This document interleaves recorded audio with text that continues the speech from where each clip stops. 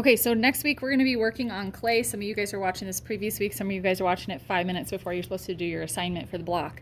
If you guys have not been good clay parents and the clay got dried out, there's a couple things you guys can do.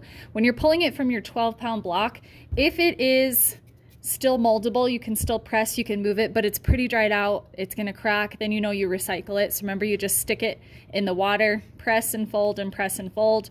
And so that way it's gonna rehydrate it, because we want nice soft clay for your coils. Okay, so here's one method.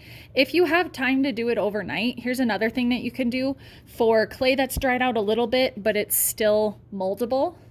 So what you can do is actually just pinch it really, really flat. And this is something that you want to let it soak overnight, or at least a couple hours.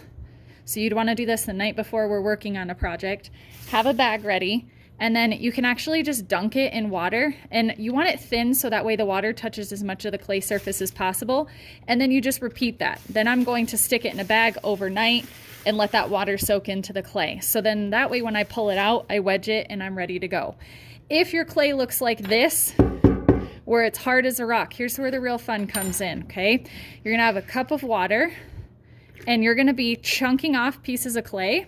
So say I have a fork at home, so I'm just gonna sit here and try to break this up. If I were to stick this whole chunk of clay into the water, it's only gonna make the outside rehydrated, not the inside. So you can do bigger pieces of clay. It doesn't have to be little shreds, but you can do pieces of clay like that.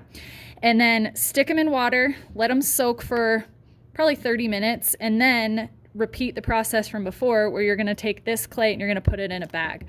So what I do is I take all these pieces here, and then I would let this soak, like I said, for about 30 minutes, drain out the water, and then that's gonna rehydrate the clay. Put it in a bag for another hour, let it rehydrate, or overnight is fine.